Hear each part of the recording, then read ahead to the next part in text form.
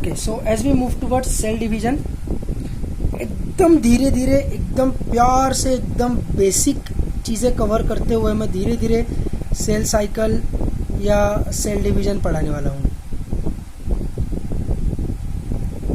ठीक है, एकदम प्यार से, कुछ भी नहीं समझा तो मेरे को तुरंत डाउट पूछेंगे। और एनसीईआरटी को गलती से भी हाथ मत लगाना, एनसीईआरटी की रीडिंग का मैं वीडियो डालूंगा। दूसरी बात, जैसे ही मैं वीडियो डाल दूंगा एनसीईआरटी का, मतलब अपना पूरा कवर हो जाएगा, वैसे ही तुरंत एमटीजी या कुछ तो भी सेल साइकिल के एमसीक्यूज तुरंत में सॉल्व कर लेना। ठीक है, अब देखो, सेल साइकिल का एक पार्ट है सेल डिवीजन। जैसे ह्यूमन लाइफ साइकिल का पार्ट है पैदा होना, फिर टॉडलर बनना, फिर चाइल्ड बनना, फिर टीनेजर बनना, फिर अडल्ट बनना, फिर मिडिल एज पर्सन बनना, फिर ओल्ड एज पर्सन बनना और फिर मर जाना। ये ह्यूमन का लाइफ है ना। तो इस ह्यूमन के लाइफ में ह्यूमन रिप्रोडक्शन एक पार्ट है, बराबर। ह्यूमन के लाइफ साइकिल में रिप्रोडक्शन एक पार्ट है, वैसे ही सेल के साइकिल में सेल डिवीजन एक पार्ट है। ठीक है, कब होता है सेल डिवीजन?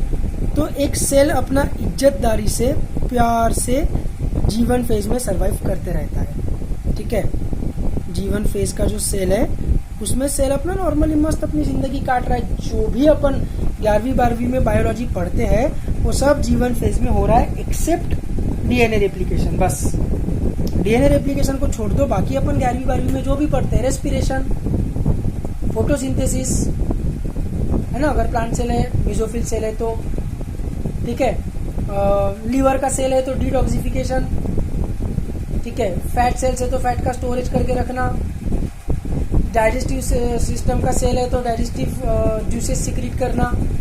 जो भी अपन पढ़ते हैं बायोलॉजी में, कोई भी सेल रहे, फिर वो फंगस का रहे या एनिमल का रहे या प्लांट का रहे, जो भी चीजें अपन पढ़ते हैं वो सब चीजें वो जीवन फेज में ही करते रहता है। ठीक है, समझ में आ रहा है? जो भी मेटाबॉलिक चीजें अपन पढ़ते हैं, एक्सक्रीशन में जैसे लीवर सेल्स यूरिया साइकिल करते हैं तो यूरिया साइकिल जीवन फेज में करते रहेंगे। जो भी उसका काम, जो सेल का काम जो अपन पढ़ते हैं वो सब जीवन फेज में नॉर्मली वो सेल की जिंदगी बढ़िया चल रही है। ठीक है, नॉर्मल जो मेटाबॉलिक रिएक्शंस है वो उस सेल में चल रही है, जो भी मेटाबॉलिक रिएक्शंस उसको करने का काम दिया गया है वो। ठीक है, अब क्या होता है, ये जो सेल है ये मस्त जी के जिंदगी जीते हुए बढ़िया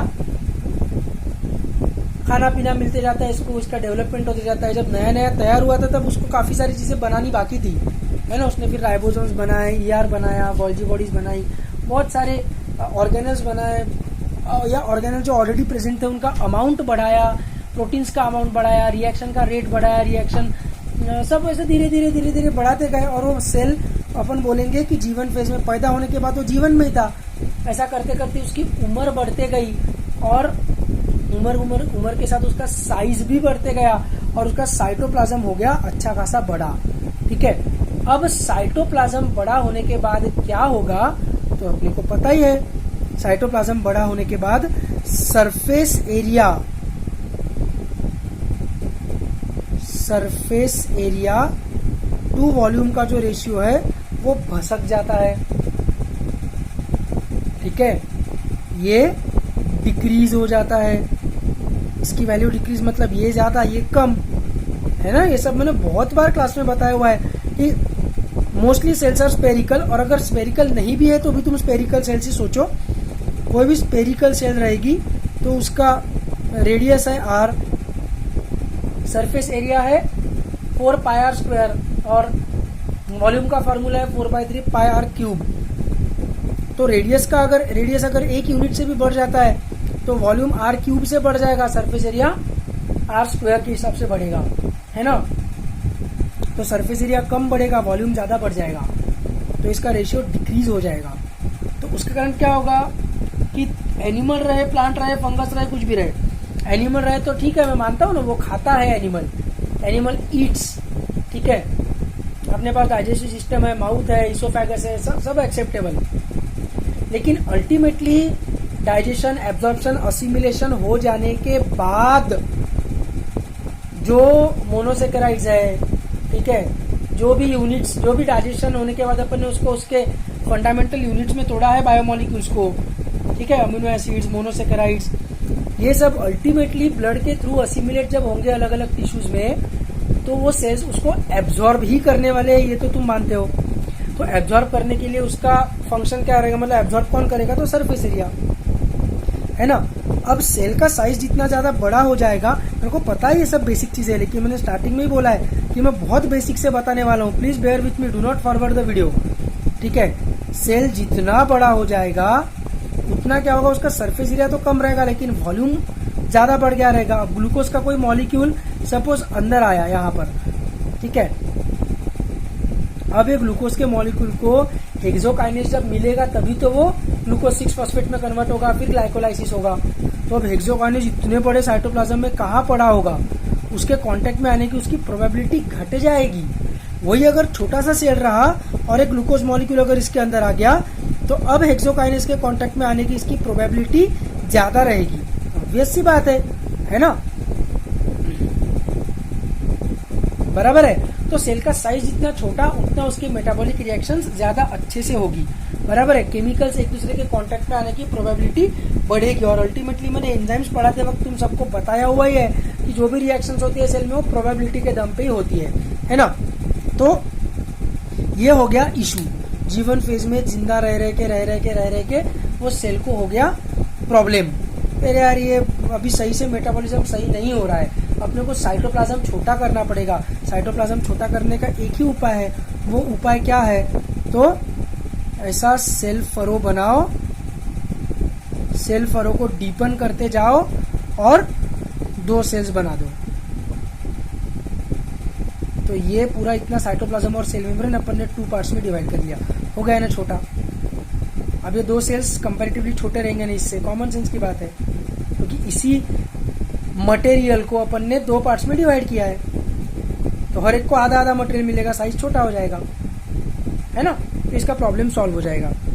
तो सेल डिवीजन करने का जो उसका मकसद है वो क्या है, तो surface area to volume ratio जो डिक्रीज हो गया है उसको रिस्टोर करना, ठीक है, ये उसका रीजन है। लेकिन अब एक चीज समझो, ये सेल मेम्ब्रेन और इसके अंदर पड़ा हुआ जो साइटोप्लाज्म था उसको तो उन्होंने इक्वली 2 पार्ट्स में डिवाइड कर लिया, दैट इज गुड, वो तो जरूरी था उसके लिए। लेकिन इसके न्यूक्लियस में जो डीएनए है ना, उस डीएनए को वो ऐसा डायरेक्टली 2 इक्वल हाफ्स में डिवाइड नहीं कर सकते। क्यों नहीं कर सकते, तो ये इंफॉर्मेशन मॉलिक्यूल है, डीएनए इंफॉर्मेशन मॉलिक्यूल है, ठीक है। और इंफॉर्मेशन को तुम आधा नहीं कर सकते, इस बात को तुम समझो। तुमने अगर एक ही राइबोसोम दिया ना एक सेल को, एक जो नया सेल तैयार हुआ उसको एक ही राइबोसोम अगर मिला तो भी टेंशन नहीं है, क्योंकि राइबोसोम का काम है प्रोटीन बनाना। तो राइबोसोमल प्रोटीन का जो आरएनए रहेगा ना, उसको रीड करके वो राइबोसोम बढ़िया पैकी अपना प्रोटीन बना लेगा, ठीक है, और राइबोसोम बना लेगा। थोड़ा सा भी ईआर मिल गया किसी सेल को, तो ईआर का काम है लिपिड तैयार करना, लिपिड सिंथेसिस। तो गोल्जी बॉडीज भी लिपिड है, तो उसके पास गोल्जी बॉडीज नहीं भी रही ना तो भी ईआर से वो बना लेगा अपनी खुद की गोल्जी बॉडीज। लेकिन ये सब करने के लिए तुमको लगने वाले एंजाइम्स, और एंजाइम्स आर प्रोटीन्स, और प्रोटीन्स कैसे बनाने का, कौन सा प्रोटीन कैसे बनाने का, इसकी इंफॉर्मेशन दी है डीएनए के पास। तो डीएनए को तुम आधा आधा नहीं कर सकते, ये चीज तुम समझो। डीएनए तुमको पूरा का पूरा ही देना पड़ेगा दोनों सेल्स को, ठीक है। अगर एक पर्सन है, उसको 2 बेटे हैं, ठीक है, उस पर्सन के पास 10 एकड़ की जमीन है। उस 10 एकड़ की जमीन को उसने 5-5 एकड़ करके अपने दोनों बेटों को दे दिया, तो वैसा चलेगा, उसमें कोई प्रॉब्लम नहीं है। वो बेटे खुद भी तो कुछ कमाएंगे, खुद भी तो कुछ काम धंधा करेंगे और जमीन खरीदेंगे और जमीन ऐड कर लेंगे। उसमें जमीन को ऐड किया जा सकता है, लेकिन उस बच्चों को अगर उसने इंफॉर्मेशन नहीं दी, मतलब एजुकेशन नहीं दिया, स्कूल में ही नहीं भेजा अगर, है ना, तो फिर उस जमीन का क्या करेंगे। उस जमीन को बढ़ाना तो छोड़ो, उसको प्रॉपरली हो देखभाल भी नहीं कर पाएंगे। मेन चीज है इंफॉर्मेशन। वो दोनों बच्चों को उसने खुद के पास जितना नॉलेज है उतना ही दोनों बच्चों को देना चाहिए। उससे ज्यादा दिया तो भी चलेगा, लेकिन ऑफकोर्स सेल में ज्यादा नहीं दे सकते, और उतना तो देना ही पड़ेगा। इंफॉर्मेशन में अपन कंची नहीं मार सकते, इंफॉर्मेशन को अपन सीधा आधा नहीं कर सकते, ये चीज समझो, है ना। अब लेकिन तुम बोलोगे कि सर क्या प्रॉब्लम क्या है, क्योंकि अल्टीमेटली इसका जो डीएनए है इस सेल का जिसको अपन स्टडी कर रहे हैं, जो जीवन फेज में है, लेट अस अज्यूम कि वो सेल जाइगोट है। तो वो जाइगोट कैसा बना, तो उसको इन्फॉर्मेशन मिली स्पर्म से और उसको इन्फॉर्मेशन मिली ओवम से। और ये मैं बार बार बता चुका हूं कि स्पर्म और ओवम से जो इन्फॉर्मेशन मिलती है वो आधी आधी नहीं मिलती है, एक एक मिलती है ना। तुम लोग अगर एनसीईआरटी का फिजिक्स केमिस्ट्री बायो पढ़ोगे तो तुमको नीट के लिए रिक्वायर्ड आधी इन्फॉर्मेशन नहीं मिली है, पूरी इन्फॉर्मेशन मिली है।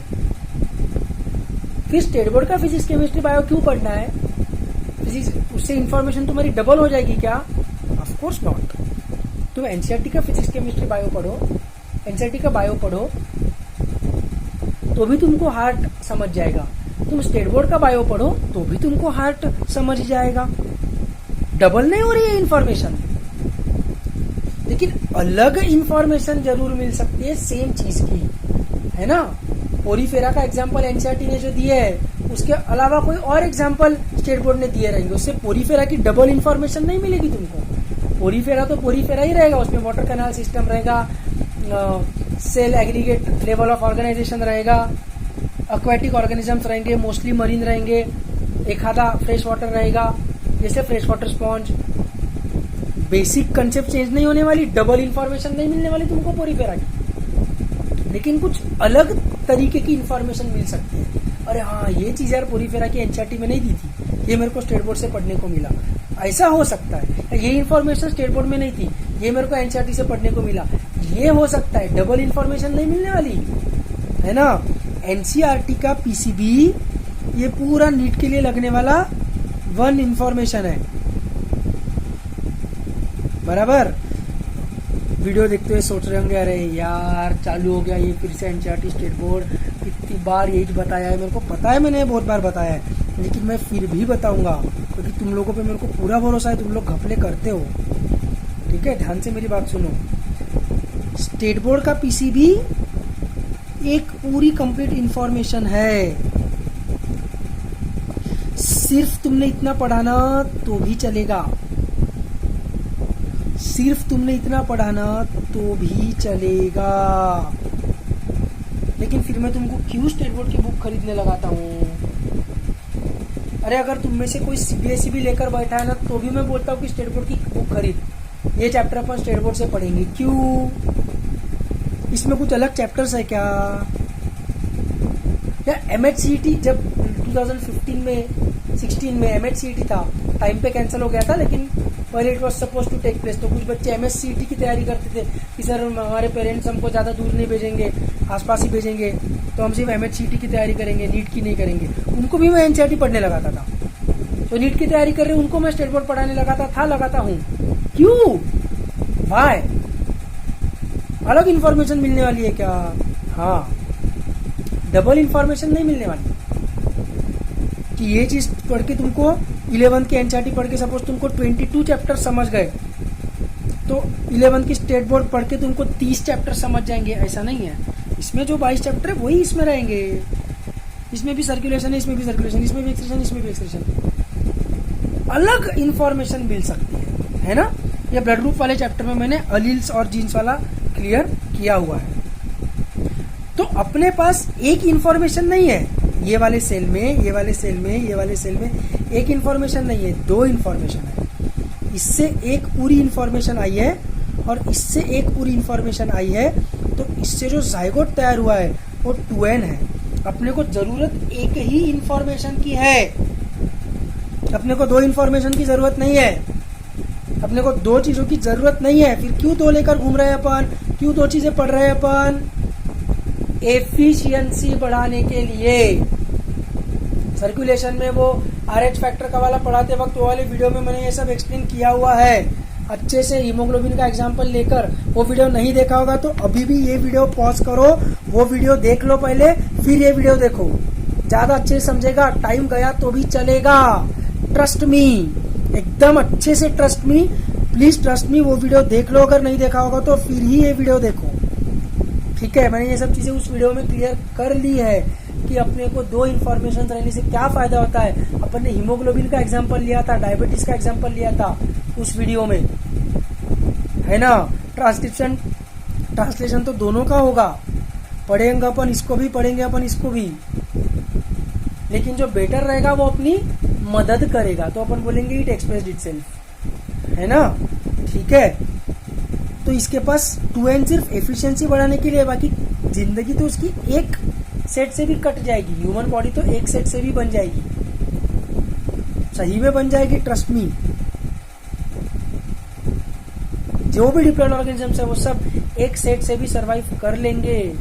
अरे यार, सब इंफॉर्मेशन है उस सेट के ऊपर, आई कलर की, हेयर कलर की, स्किन कलर की, ठीक है, सब इंफॉर्मेशन है उस सेट के ऊपर।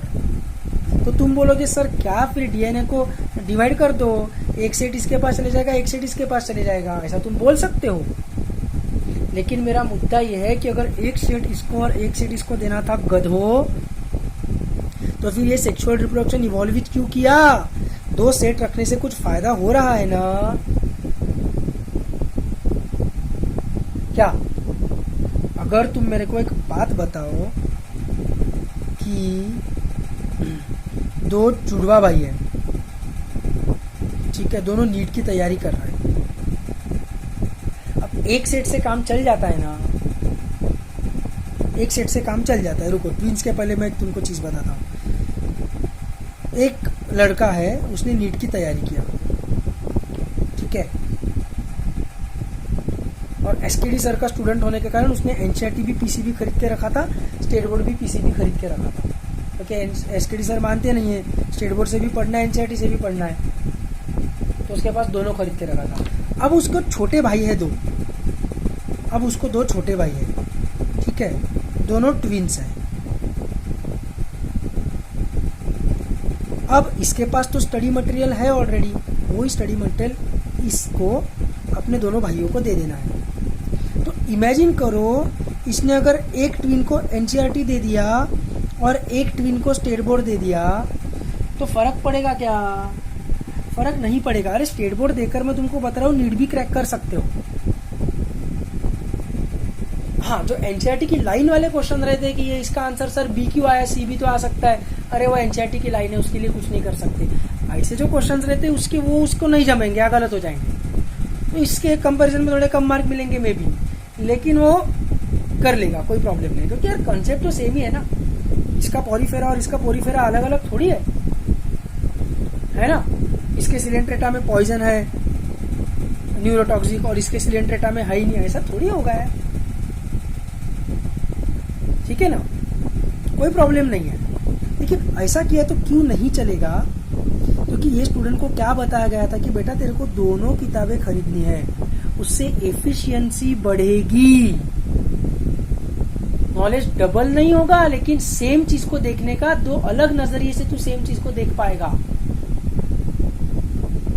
पोरीफेरा बोला तो इसका कुछ पॉइंट और इसका कुछ पॉइंट, अरे पोरीफेरा का ये भी पॉइंट है जो स्टेट बोर्ड ने दिया है, या इजी लैंग्वेज में दिया है, सपोज लेट अस अज्यूम, वही चीज है, अलग चीज, मतलब डबल चीज भी नहीं है कुछ, वही सेम चीज है, बस आसान लैंग्वेज में दिया है, तो एफिशिएंसी बढ़ेगी समझने की, ऐसा कंसिडर करो, ठीक है।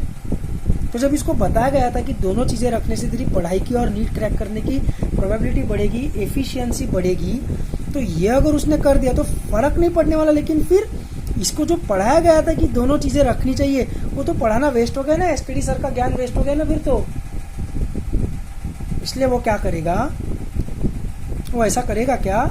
नहीं, वो मार्केट में जाकर एक और एनसीईआरटी का पीसीबी का सेट लेकर आएगा, एक और स्टेट बोर्ड का पीसीबी का सेट लेकर आएगा, और इसको एनसीईआरटी और स्टेट बोर्ड दोनों देगा, और दूसरे भाई को भी अपने एनसीईआरटी और स्टेट बोर्ड दोनों देगा। जो फायदा इसको हुआ वो इसके दोनों को होना चाहिए, नहीं तो फिर ये सिस्टम का फायदा ही क्या हुआ फिर,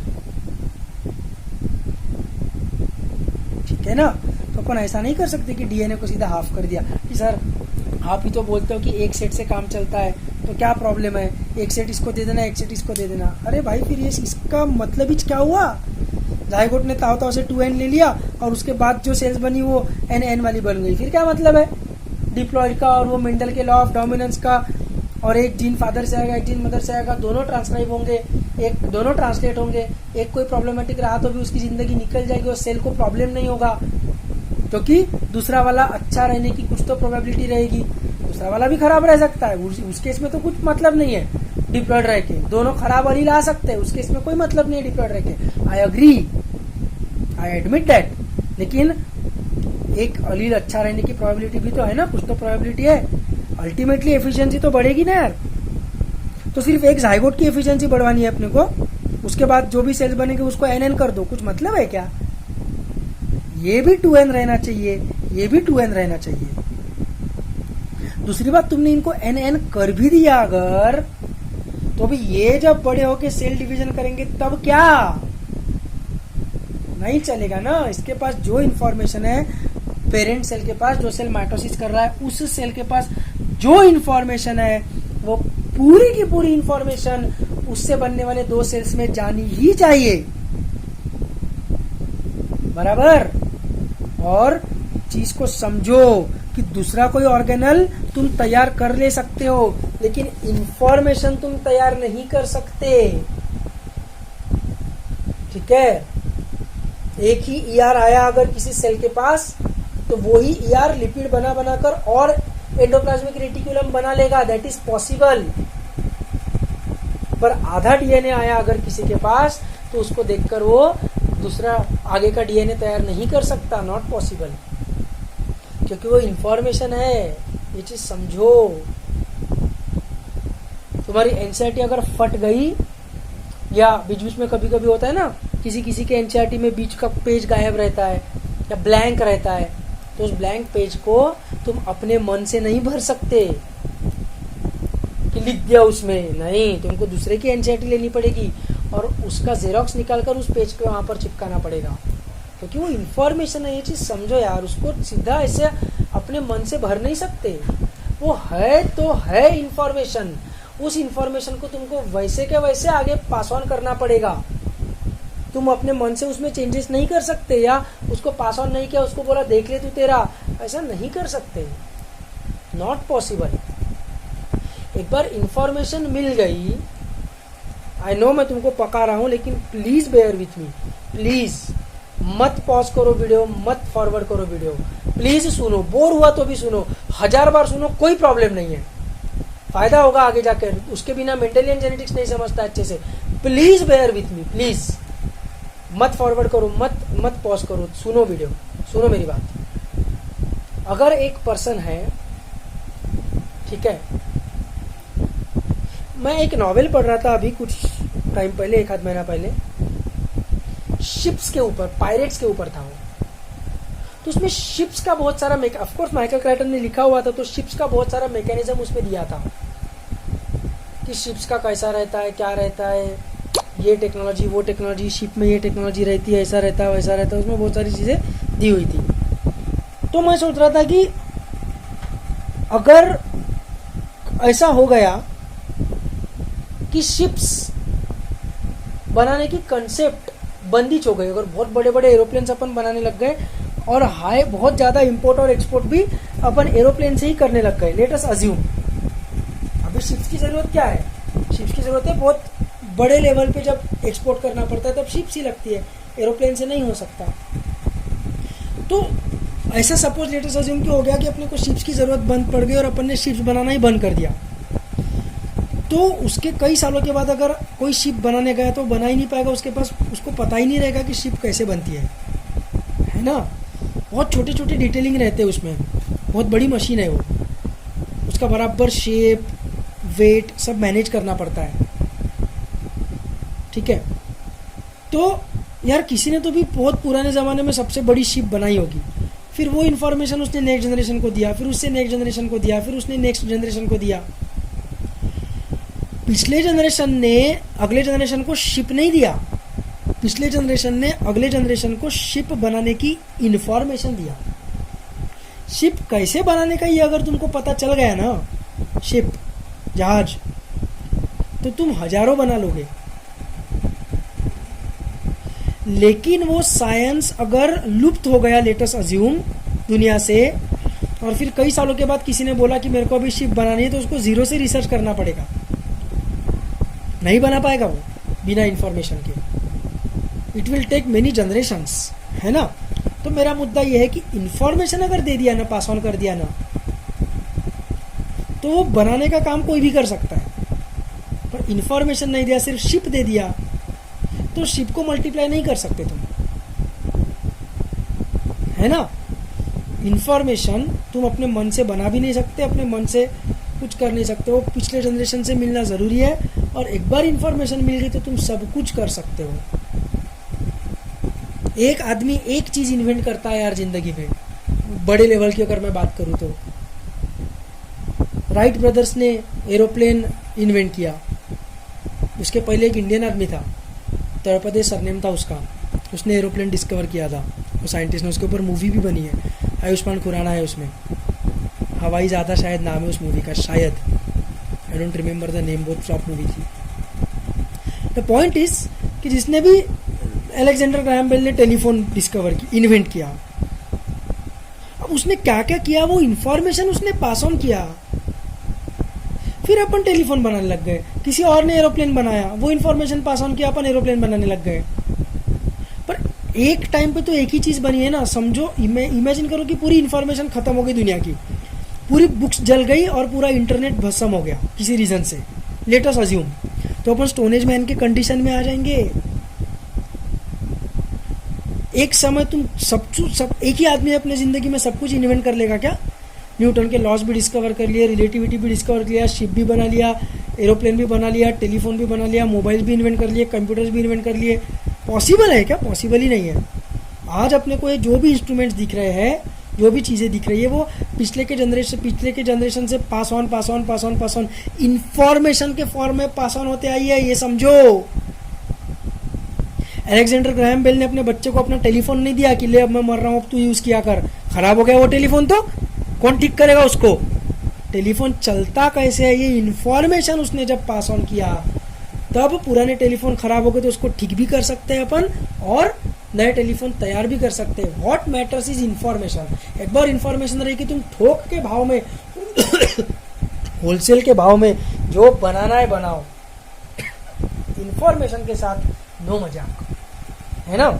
तो इसलिए बात क्या है कि ये जो जाइगोट बना, ये जाइगोट बढ़िया अपना, जाइगोट या कोई भी सेल बढ़िया अपना सर्वाइवल कर रहा था। जाइगोट को छोड़ो, जाइगोट मत लो, नॉर्मल सेल पकड़ो,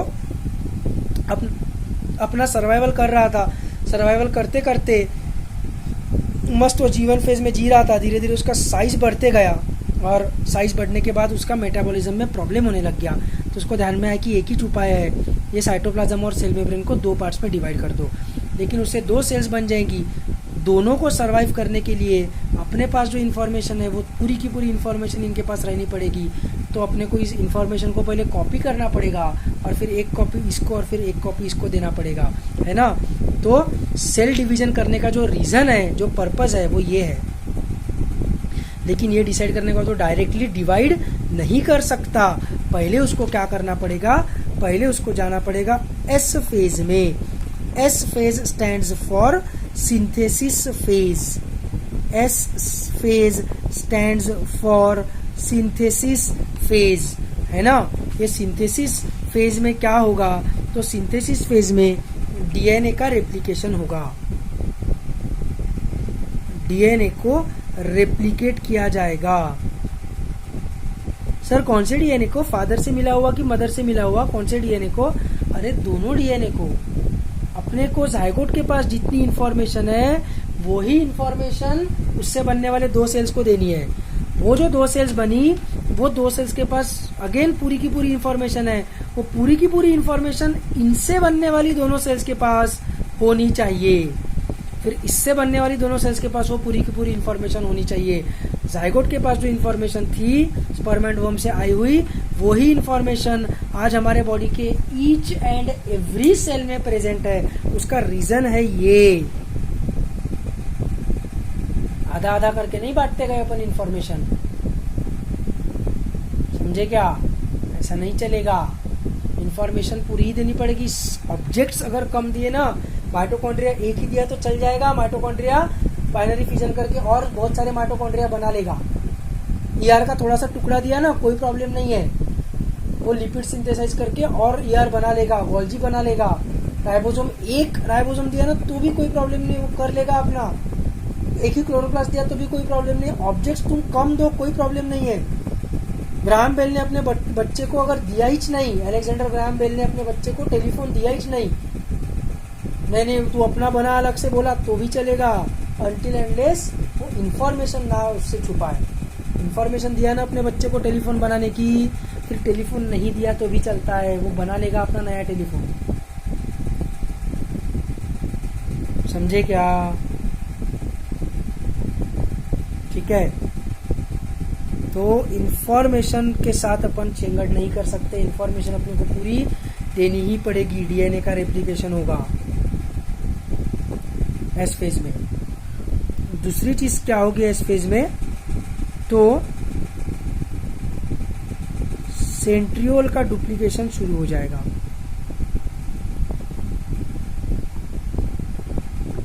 सेंट्रियोल का डुप्लीकेशन शुरू हो जाएगा।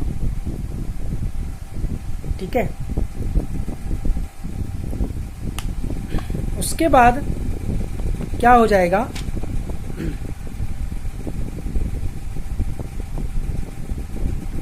आफ्टर एस फेज या in the ending of S phase nucleus का साइज बड़ा हो जाएगा, है ना। न्यूक्लियस का साइज बड़ा हो जाएगा क्योंकि उसके अंदर जो जेनेटिक मटेरियल था वो डबल हो गया। साइटोप्लाज्म के कंपैरिजन में न्यूक्लियस और साइटोप्लाज्म का रेशियो इंक्रीज हो जाएगा, है ना। ऐसा सेल था, उसके अंदर इतना सपोज न्यूक्लियस था स्टार्टिंग में, आफ्टर एस फेज क्या हो जाएगा, इतना सेल, न्यूक्लियस का साइज बढ़ा। ये भी एक चीज याद रखना। और पहले एस फेज के पहले न्यूक्लियो साइटोप्लाज्म का रेशियो डिक्रीज हो चुका रहेगा, क्योंकि साइटोप्लाज्म बड़ा बड़ा होते गया रहेगा, है ना, बड़ा हो गया रहेगा सेल पहले। उसके बाद आफ्टर एस फेज के बाद न्यूक्लियस का भी साइज बड़ा हो जाएगा। Nucleo cytoplasmic ratio also increases. ठीक है, उसके बाद आएगा G2 फेज।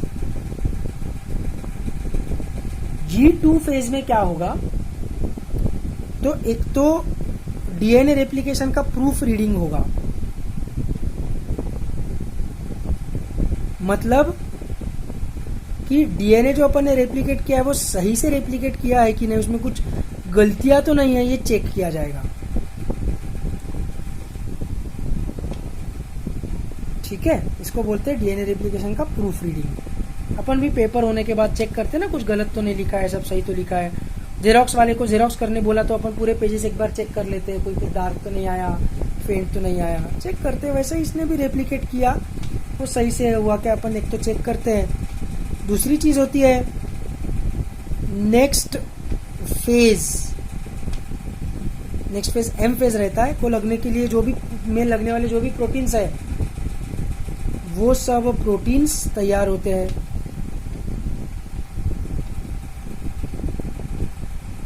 ठीक है, ये एक चीज होगी। और तीसरी चीज क्या होगी, जो सेंट्रियोल डुप्लीकेशन शुरू हो गया था एस फेज में, ये सेंट्रियोल डुप्लीकेशन कंप्लीट हो जाता है। Centriole duplication completes. ठीक है, तो मेन अपने को क्या था, मेन अपने को माइटोकॉन्ड्रिया, ईआर, गोल्जी बॉडीज, ये तो अपन ने जितना है उसको सीधा डिवाइडेड बाय 2 करके 2 सेल्स में डिवाइड कर देंगे। लेकिन इन्फॉर्मेशन मॉलिक्यूल जो डीएनए है वो अपने को मल्टीप्लाई करना जरूरी था। और सेंट्रियोल इन्फॉर्मेशन मॉलिक्यूल नहीं है, लेकिन उसको डुप्लीकेट करना जरूरी है। I will tell you why, अभी नेक्स्ट फेज में वो आएगा ही, तो वो डुप्लीकेट करना क्यों जरूरी है। तो इसको अपन ने एस और G2 फेज में डुप्लीकेट कर दिया। अब ये जो अपना प्रॉब्लम हो गया था, वॉल्यूम बहुत ज्यादा बढ़ जाने के कारण, surface area to volume ratio बसक जाने के कारण मेटाबॉलिज्म सही से नहीं हो रहा था। अब उस प्रॉब्लम को अपन सॉल्व कर सकते हैं। कैसे? सेल फरो बनाकर सीधा 2 सेल्स तैयार कर लेना, मतलब एक्चुअल सेल डिवीजन, है ना। इसलिए मैंने स्टार्टिंग में बोला था कि सेल साइकिल का एक पार्ट है सेल डिवीजन। तो अब एक्चुअल सेल डिवीजन का पार्ट आएगा, उसको बोलेंगे एम फेज। ठीक है, एम स्टैंड्स फॉर, अगर अपन माइटोसिस, जैसे आज तो अपन माइटोसिस ही को पढ़ने वाले हैं, कल मैं मियोसिस पढ़ाऊंगा, तो भी बाकी की चीजें सेम ही रहती है। मियोसिस भी करना है तो भी G1 S G2 सेम ही रहता है, और माइटोसिस भी करना होगा तो भी G1 S और G2 सेम ही रहता है। कुछ भी रहे वो सेम ही रहने वाला है, माइटोसिस रहे मियोसिस रहे, उसको अपन बोलेंगे एम फेज। ठीक है, तो G1 S और G2 माइटोसिस रहे या मियोसिस रहे, उसमें कुछ भी फर्क नहीं पड़ता, दैट इज सेम। ये चीज लिख लेंगे, G1 S and G2 is always same. फर्क नहीं पड़ता है कि माइटोसिस है कि मियोसिस है, दोनों की रिक्वायरमेंट, दोनों का जो भी उसमें रिएक्शंस होने वाली है, जो भी चीजें उसमें होने वाली है, सब कुछ सेम है S G1 और G2 का। उसमें इस चीज से फर्क नहीं पड़ता कि माइटोसिस है कि मियोसिस है, फर्क सिर्फ पड़ता है एम फेज में। माइटोसिस है कि मियोसिस है, इससे फर्क किसमें पड़ता है, एम फेज में। ठीक है, तो अभी अपन आज माइटोसिस ही देख रहे हैं, तो आज हम देखेंगे माइटोसिस का एम फेज। ठीक है, so moving towards the M phase of mitosis. Mitosis का जो एम फेज है वो फर्दर डिवाइडेड है अपने कन्वीनियंस के लिए। सेल को नहीं पता ऐसे 4 फेजेस रहते वगैरह, हाँ, अपने कन्वीनियंस के हिसाब से it is divided into prophase, metaphase, anaphase and telophase. Prophase, metaphase, anaphase and telophase. ठीक है, अब एक चीज याद रखना कि G1 S G2 तीनों फेजेस को हम साथ में क्या बोलते हैं, इनको बोलते हैं इंटरफेज, क्योंकि एक्चुअल एम फेज मतलब सेल डिवीजन का फेज है ना। सेल साइकिल में एम फेज सिर्फ डिवीजन का फेज है ना। तो 2 डिवीजन के बीच में जो फेज आएगा वो उसको इंटरफेज बोलेंगे। तो एम फेज के बाद फिर से 2 सेल्स बन जाएगी, दोनों सेल्स G1 में रहेगी, फिर उनका साइज बढ़ जाएगा, तो उनको समझ जाएगा कि अपने को मल्टीप्लाई करना जरूरी है। तो S फेज करके पहले DNA को मल्टीप्लाई करेगी, G2 फेज करेगा, सेंट्रियोल रेप्लिकेट होगा, फिर से एम फेज करेंगे, तो 2 एम फेज के बीच में G1 S और G2 आएगा, तो इनको बोलेंगे इंटरफेज, है ना। क्या होता है कि ये जब इंटरफेज चल रहा होता है तब during interphase DNA is present as fibres, मतलब खुला रहता है वो, and not as chromosomes, not as chromosomes. DNA किस फॉर्म में प्रेजेंट रहेगा, डीएनए प्रेजेंट रहेगा फाइबर्स के फॉर्म में। ठीक है, ऐसा सेल है, उसके अंदर न्यूक्लियस है, डीएनए न्यूक्लियस में रहता है ना, तो ऐसा खुला रहेगा वो, फाइबर्स के फॉर्म में रहेगा।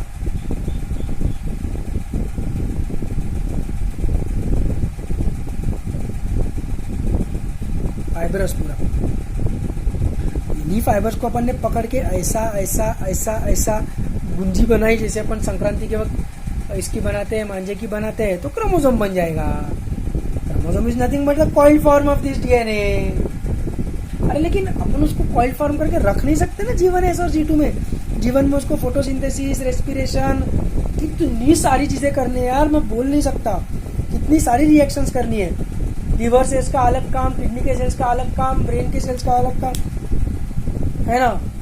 चलो ब्रेन सेल्स छोड़ो, स्किन सेल्स का अलग काम, पैंक्रियास का अलग काम, कितने सारे उनको प्रोटीन्स बनाने हैं, क्या क्या रिएक्शंस करनी है। ये तो सिर्फ मैं ह्यूमन बींग्स की बात कर रहा हूँ, बाकी एनिमल्स अलग, प्लांट्स अलग, फंगस अलग, कितनी रिएक्शंस करने हैं। जो भी बायोलॉजी में अपने को रिएक्शंस करने हैं वो सब इससे करने हैं। रिएक्शंस के लिए एंजाइम्स लगते हैं, ऑल एंजाइम्स आर प्रोटीन्स, और प्रोटीन्स कौन बनाता है, राइबोसोम्स। किसको पढ़ के, आरएनए को पढ़ के। आरएनए किससे बना, डीएनए को पढ़ के। तो डीएनए को पढ़ना है ना अपने को, G1 के दौरान, S के दौरान, एस में तो रेप्लिकेट करना है, तो रेप्लिकेट करना है तो डीएनए खुला ही रहना चाहिए। G2 में भी अपने को अगले फेज के मतलब M फेज के प्रोटीन्स बनाने हैं तो डीएनए पढ़ते रहना पड़ेगा। तो डीएनए को पैक करके थोड़ी रख सकते अपन, ऑफ कोर्स नॉट, पैक करके नहीं रख सकते, खुला रहेगा वो फाइबर्स के फॉर्म में, ठीक है। It will not be in the form of chromosomes, समझ में आ रहा है। लेकिन और अपन ने जब उसको मल्टीप्लाई कर दिया S में, उसके बाद भी वो खुला ही है, G2 में भी वो खुला ही है, ठीक है। तो डीएनए कंटेंट अपना S और G2 में डबल्ड है, अपना डीएनए डबल हो चुका है, लेकिन है तो खुला ही, है तो खुला ही, समझ में आ रहा है। तो सबसे पहला जो प्रोफेज रहेगा, सबसे पहला जो प्रोफेज रहेगा, प्रो मतलब पहला, उसमें क्या होगा, कॉइलिंग ऑफ डीएनए, उसमें होगा कॉइलिंग ऑफ डीएनए। काय को होगा coiling of DNA? Coiling of DNA होगा to form chromosomes, coiling of DNA होगा टू फॉर्म क्रोमोसोम्स। अब देखो एक चीज, मेरी बात ध्यान से समझो, ठीक है। जैसे मेरा आई कलर, सपोज क्या मेरा आई कलर ब्लैक है, तुम में से जो भी ये वीडियो देख रहे हैं, लेट अस अज्यूम कि तुम में से किसी का आई कलर ब्लू होगा, है ना।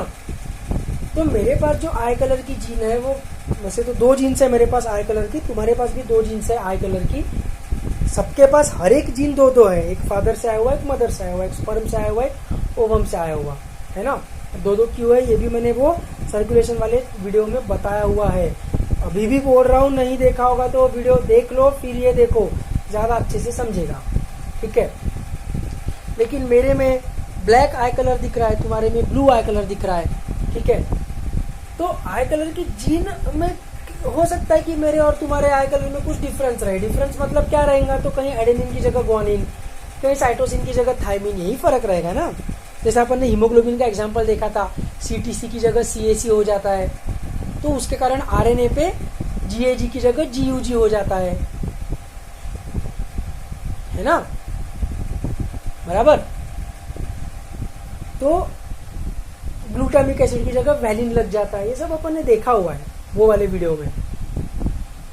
तो वैसा ही कुछ तो भी डिफरेंस वो आई कलर जो आता है, आई कलर एक्चुअली आयरिस नाम के एक चीज के कारण आता है। तो आयरिस का जो कलर है वो किसी प्रोटीन के कारण आता है। तो प्रोटीन का जो फॉर्मेशन है, उस प्रोटीन के फॉर्मेशन में कुछ अमीनो एसिड इधर का उधर लग गया, कोई अलग अमीनो एसिड लग गया, तो उसका थोड़ा सा कलर चेंज हो गया, ब्लैक की जगह ब्लू हो गया, और कुछ नहीं हुआ है। तो आई का ही कलर ना है, तो आई कलर का जीन, बस उस जीन के 2 फॉर्म है। एक फॉर्म जो प्रोटीन बनाता है वो ब्लैक कलर का दिखता है, दूसरा फॉर्म जो प्रोटीन बनाता है वो ब्लू कलर का दिखता है। अरे भाई साहब, लेकिन वो है तो आई कलर का ही जीन थोड़ी चेंज हो रहा है वो, और उसके 2 फॉर्म्स है वो, है ना। तो उन 2 फॉर्म्स को आई कलर की जीन जो 2 फॉर्म्स में पॉपुलेशन में एग्जिस्ट करती है।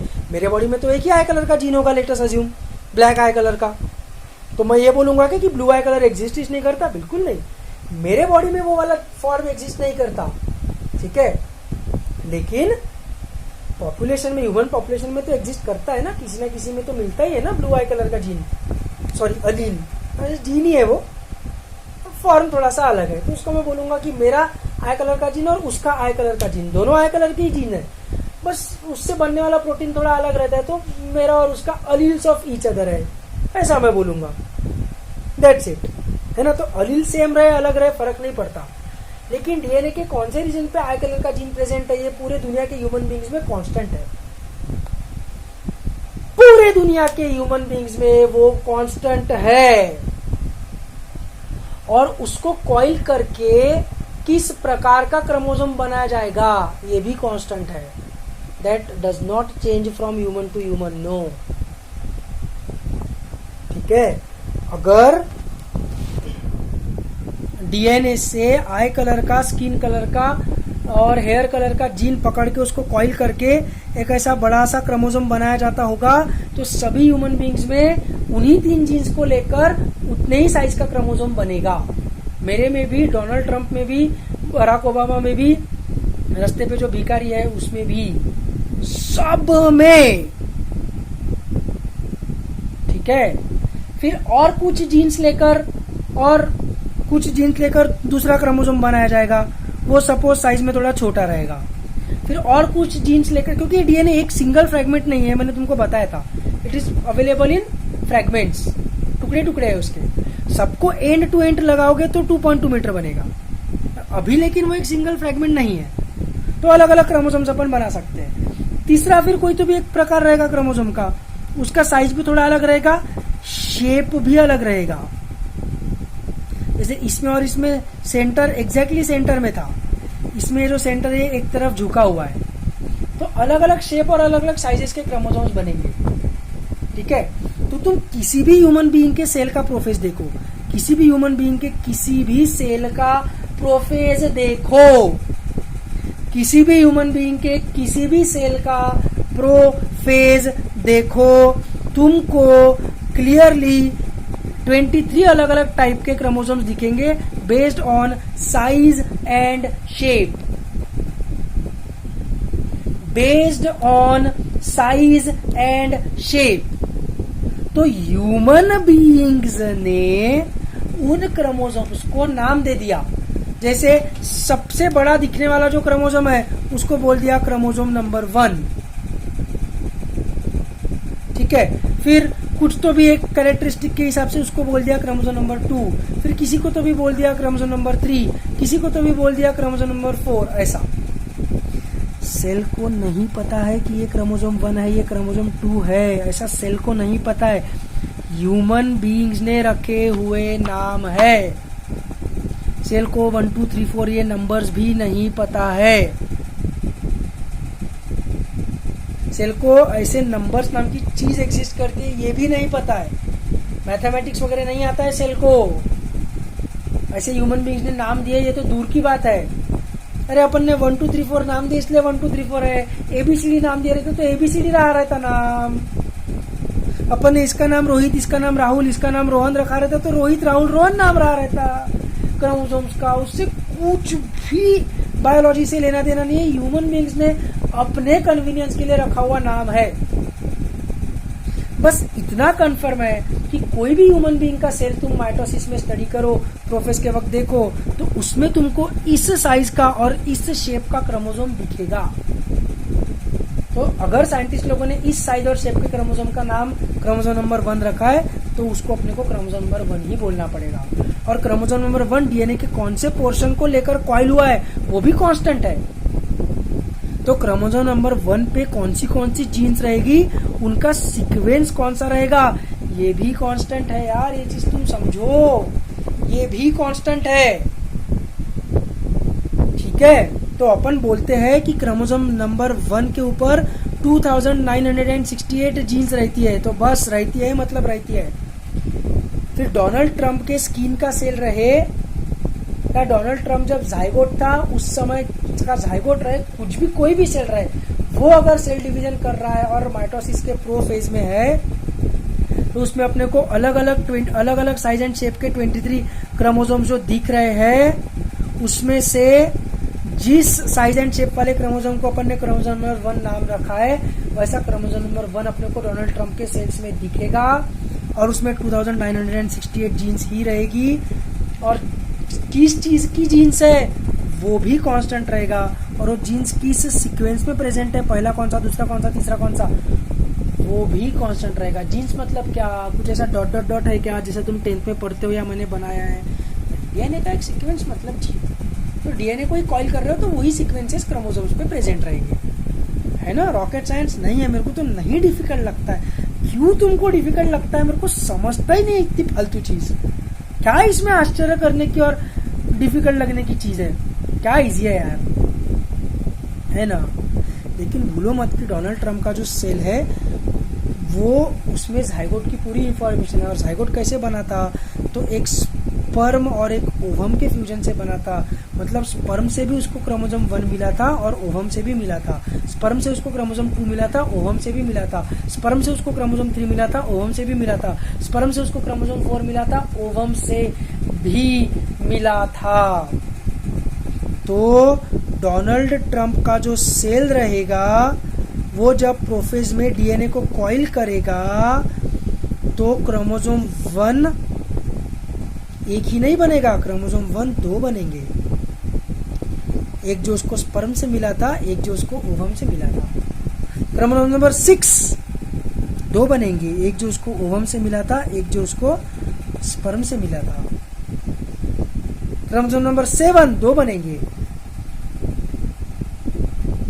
है ना, क्योंकि 23 क्रोमोसोम्स उसको इधर से मिले हैं, 23 क्रोमोसोम्स उसको इधर से मिले हैं, बराबर, ठीक है। तो प्रोफेज में क्या होगा, प्रोफेज में जो क्रोमोसोम्स बनेंगे वो डोनाल्ड ट्रंप के सेल में तो ऐसे बनेंगे। डोनाल्ड ट्रंप के भी, मेरे भी, तुम्हारे भी, रास्ते पे जो भिखारी है उसके भी, 2000 साल पहले जो ह्यूमन बींग्स हो गए उनके भी, 2000 साल बाद जो ह्यूमन बींग्स आएंगे उनके भी कुछ फर्क नहीं है, नो डिफरेंस, कोई भेदभाव नहीं करने का बिल्कुल।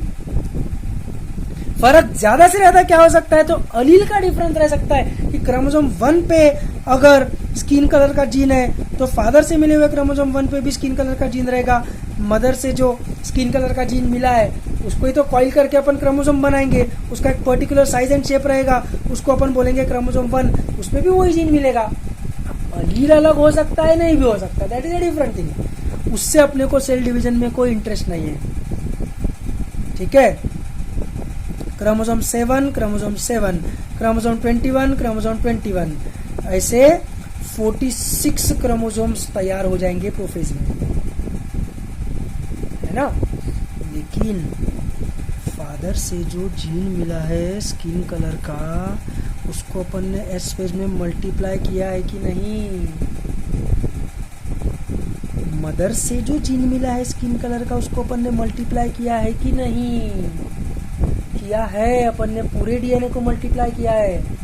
क्यों किया, जब अपने पास 2 जीन्स ऑलरेडी थे स्किन कलर के, तो बताया ना क्लास के पहले ही स्टार्टिंग में कि डायरेक्टली डिवीजन नहीं कर सकते गधो। डायरेक्टली डिवीजन कर दिया तो कोई प्रॉब्लम नहीं है, ये सेल से 2 सेल्स तो बन जाएगी।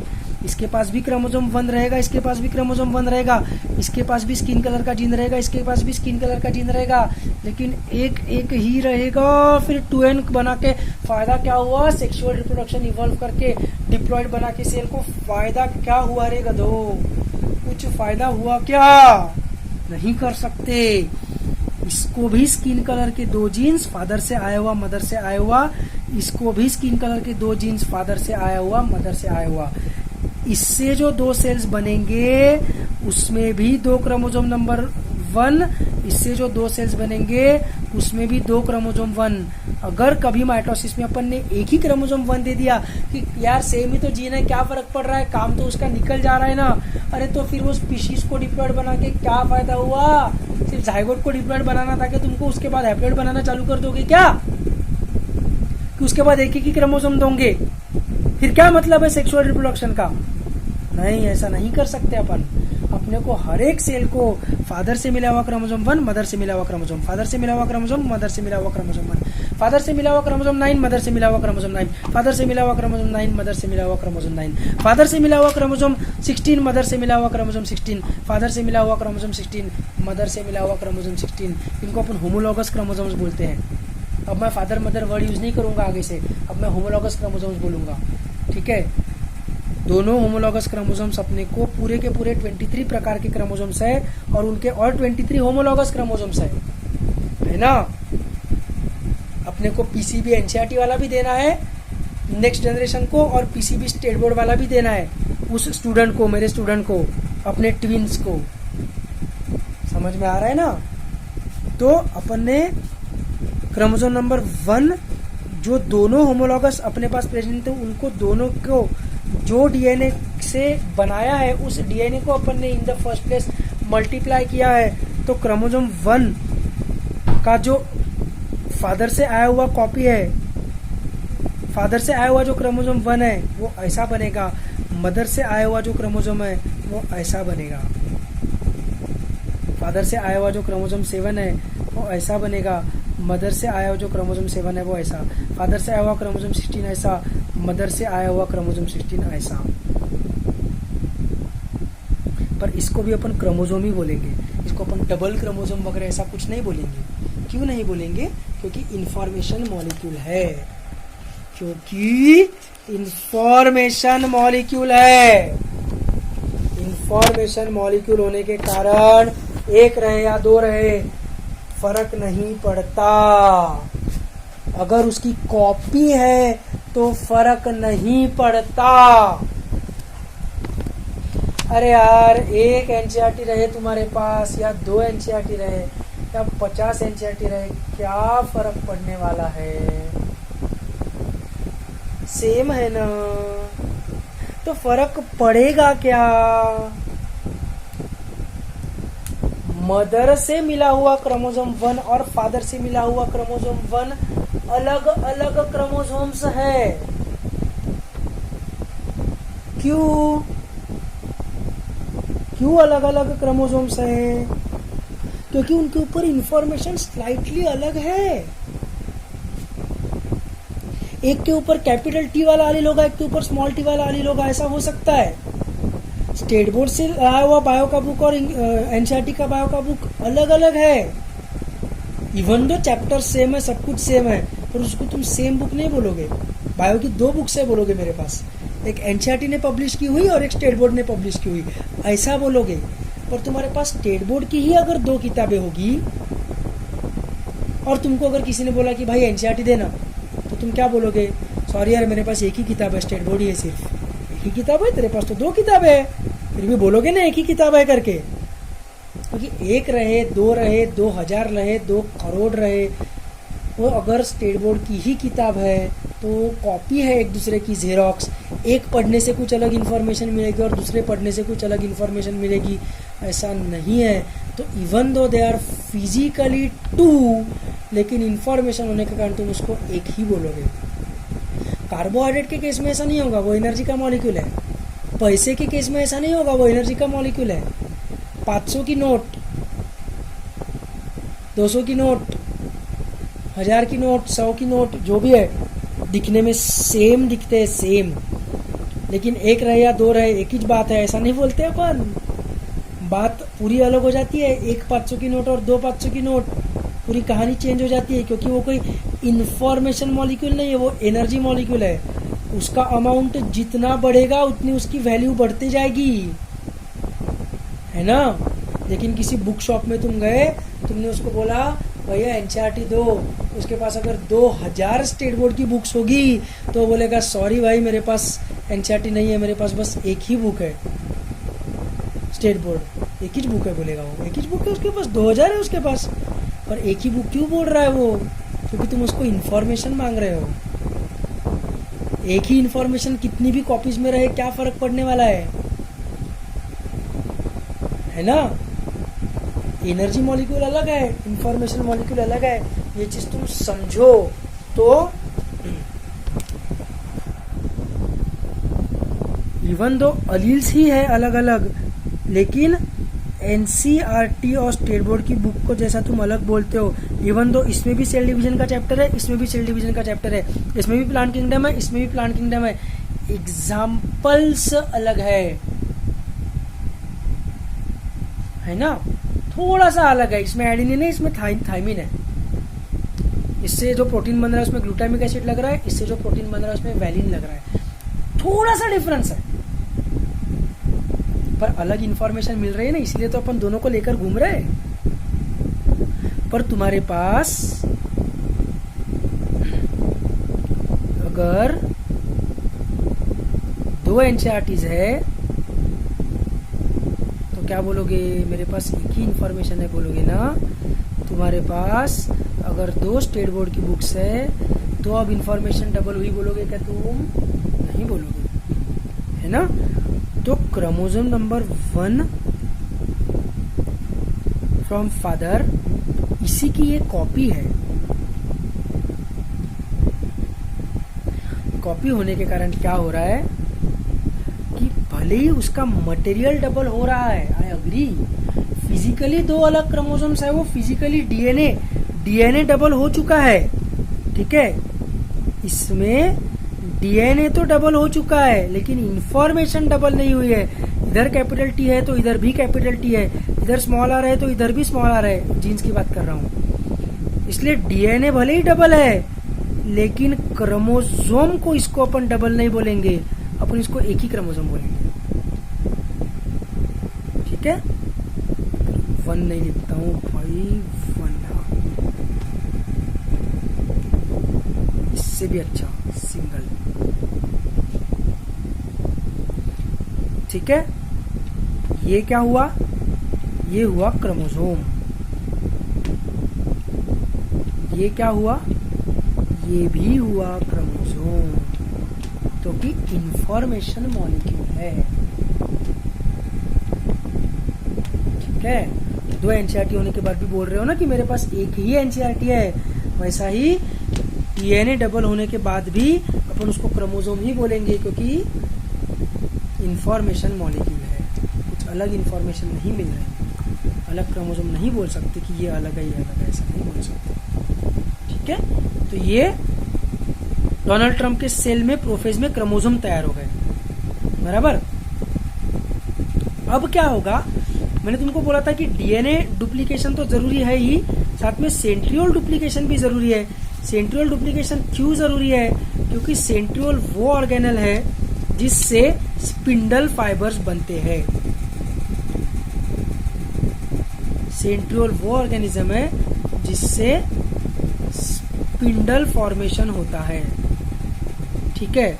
और 2 सेंट्रियोल्स मिलके एक सेंट्रोजोम बनता है, 2 सेंट्रियोल्स मिलके एक सेंट्रोजोम बनता है। तो 2 सेंट्रियोल्स ऐसे राइट एंगल्स पे लगे रहते हैं एक दूसरे के साथ एक सेंट्रोजोम में। This is 2 centrioles but 1 centrosome. तो 2 की जगह 4 सेंट्रियोल्स हो गए हैं अपने पास, है ना। एक सेंट्रोजोम इधर और एक सेंट्रोजोम सेल के दूसरे पोल में, दूसरे एंड में, ठीक है। 2 सेंट्रोजोम्स और 4 सेंट्रियोल्स। अब ये सेंट्रियोल्स क्या करेंगे, देखो प्रोफेज में अपन ने क्या किया, प्रोफेज में अपन ने डीएनए को कॉइल करके क्रोमोसोम बनाना चालू किया। तो अपने को दिखा कि अपने पास 46 क्रोमोसोम्स बनेंगे, 23 क्रोमोसोम्स फादर से आए हुए, 23 क्रोमोसोम्स मदर से आए हुए, है ना।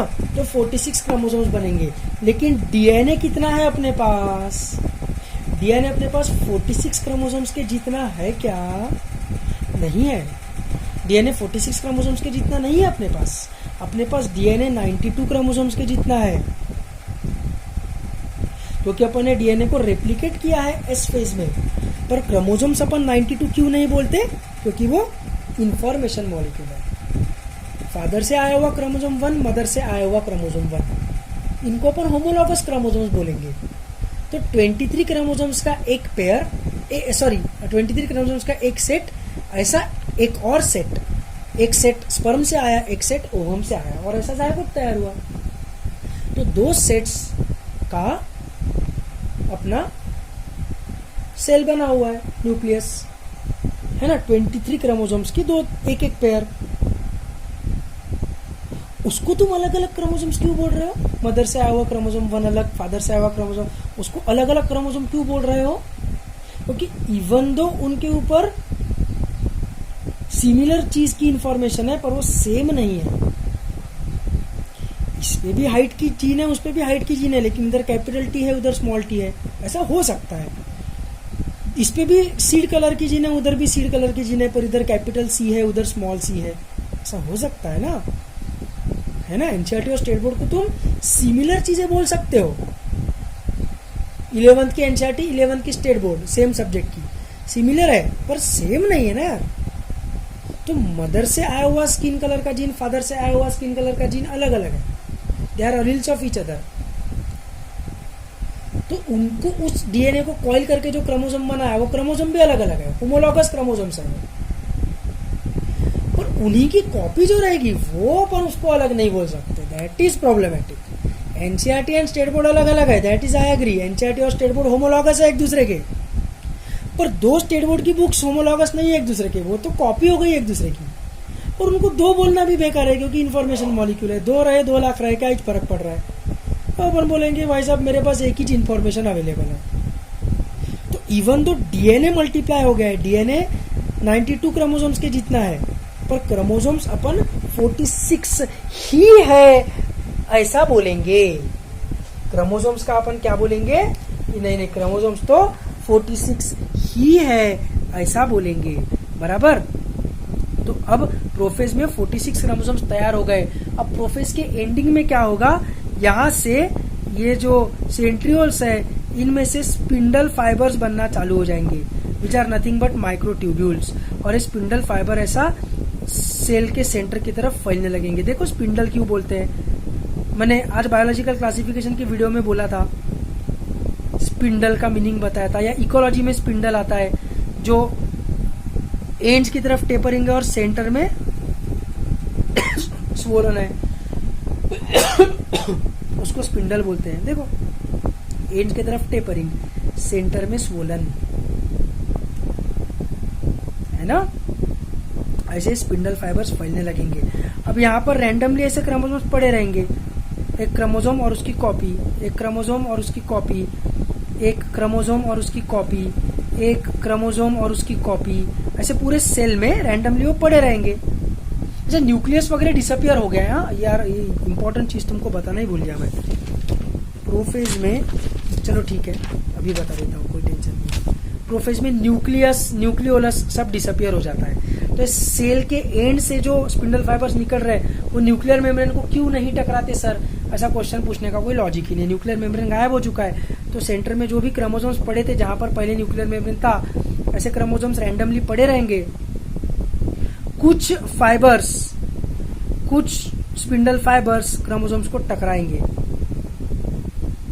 कुछ स्पिंडल फाइबर्स आर पार निकल जाएंगे। जो स्पिंडल फाइबर्स आर पार निकल गए उनको बोलेंगे पोलार स्पिंडल फाइबर्स या पोलार माइक्रोट्यूब्यूल्स, मतलब एक पोल से सीधा दूसरे पोल में चले गए। और दूसरे जो क्रोमोसोम को अटैच हो गए उनको बोलेंगे क्रोमोसोमल माइक्रोट्यूब्यूल्स, ठीक है। कुछ माइक्रोट्यूब्यूल्स इस तरफ भी तो निकलेंगे सेल मेम्ब्रेन की तरफ, लेकिन उनका तो कुछ यूज ही नहीं है। इधर सेल मेम्ब्रेन है, सेल मेम्ब्रेन को टकरा के वो रुक जाएंगे, तो वो इतने से ही रहेंगे। इसको बोलेंगे एस्टर रेज। तो एस्टर रेज है पोलार स्पिंडल फाइबर्स या polar microtubules and chromosomal microtubules. बहुत सारे स्पिंडल फाइबर्स निकलते हैं, वो क्रोमोसोम्स को इधर से भी अटैच होंगे, इधर से भी अटैच होंगे, इधर से भी अटैच होंगे, इधर से भी अटैच होंगे। इसको बोलेंगे मेटाफेज। तो प्रोफेज में क्या क्या हुआ, प्रोफेज में क्या क्या हुआ, तो प्रोफेज में हुआ कंडेंसेशन ऑफ डीएनए। प्रोफेज में हुआ condensation of DNA into chromosomes, है ना। दूसरा क्या हुआ, न्यूक्लियस एंड न्यूक्लियोलस डिसअपियर्स, ठीक है। तीसरा क्या हुआ, centrosomes migrate towards opposite poles, ठीक है। चौथा क्या हुआ, चौथा हुआ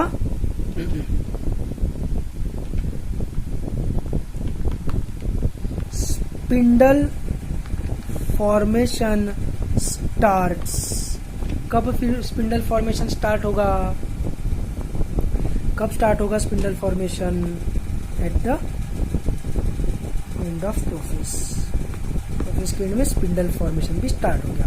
फिर स्पिंडल फॉर्मेशन स्टार्ट होने के बाद स्पिंडल फॉर्मेशन डेवलप हुआ और ये पूरे स्पिंडल फाइबर जो आर पार निकल गए वो तो आर पार निकल गए, जो क्रोमोसोम्स को टकराए वो क्रोमोसोम्स को टकरा के रुक गए।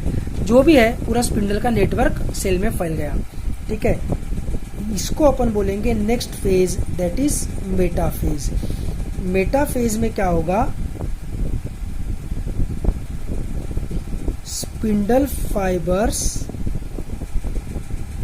Attach to the kinetochore protein.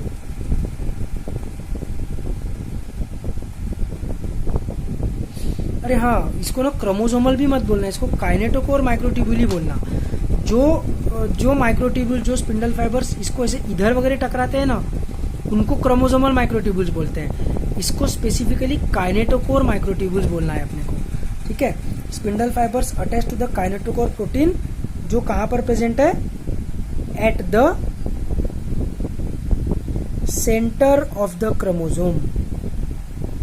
Kinetochore protein present at the centre of the chromosome. Centre of the chromosome को अपन बोलेंगे सेंट्रोमियर, ठीक है। सेंट्रोमियर बेटर वर्ड है, क्योंकि कभी कभी सेंट्रोमियर, जैसा मैंने पिछले पेज पे डायग्राम बनाया था, क्रोमोसोम के एंड के तरफ रह सकता है, तो फिर उसको अपन सेंटर बोलना गलत हो जाएगा, इसलिए centromere is a better word. Centre of the chromosome से बेटर वर्ड क्या है? सेंटर ऑफ द क्रोमोसोम से बेटर वर्ड है सेंट्रोमियर। काइनेटोकोर प्रोटीन प्रेजेंट रहेगा, ऐसा क्रोमोसोम है, ये एक क्रोमैटिड है, ये दूसरा क्रोमैटिड है, ठीक है। ये यहाँ पर सेंट्रोमियर है, ठीक है। इधर सेंट्रोमियर के काइनेटोकोर प्रोटीन रहेगा, सेंट्रोमियर के इधर भी काइनेटोकोर प्रोटीन रहेगा। और जो सेंटर वाला रीजन है, इस सेंटर वाले रीजन को अपन बोल रहे हैं सेंट्रोमियर, ठीक है। ये पूरा एक क्या हो गया? क्रोमैटिड। ये क्या हो गया? दूसरा chromatid. The ends of the chromosomes are called as telomere, ठीक है। इसको भी तो क्रोमोसोम बोलते हैं भाई साहब अपन, इसको भी तो क्रोमोसोम बोलते हैं, है ना। इसको जब क्रोमोसोम बोलते हैं तब ये सेंट्रोमियर हो गया, ये एक क्रोमैटिड, ये एक क्रोमैटिड, अब ऐसा हो गया,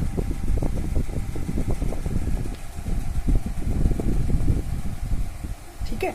इसका रीजन पता हुआ है अपने को, इंफॉर्मेशन मॉलिक्यूल है, तो इसी की कॉपी है इसको लगी हुई, तो यार उसको दो बोलने में कोई मतलब ही नहीं है। क्या करने का है अपने को दो से, तो अपन उसको भी क्रोमोसोम ही बोलेंगे। तो मेटाफेज में spindle fibres attach to the kinetochore protein, लेकिन ठीक है।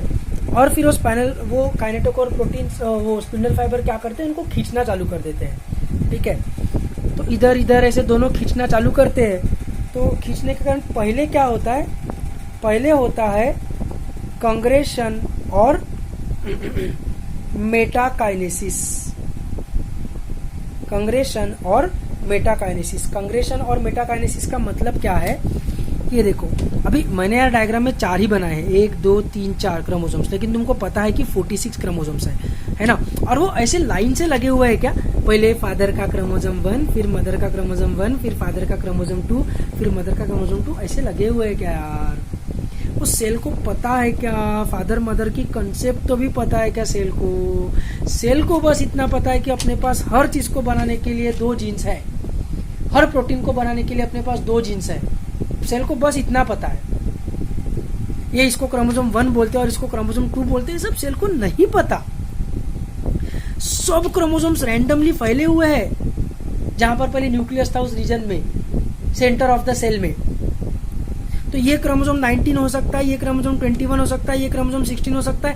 रैंडमली वो फैले हुए हैं और ऐसे एक लाइन में भी लगे हुए नहीं है, ऊपर नीचे ऑफकोर्स रैंडमली फैले हुए हैं। लेकिन जब इसको स्पिंडल फाइबर अटैच होंगे और थोड़ा बहुत खिंचाव चालू हो जाएगा, तो क्या होगा?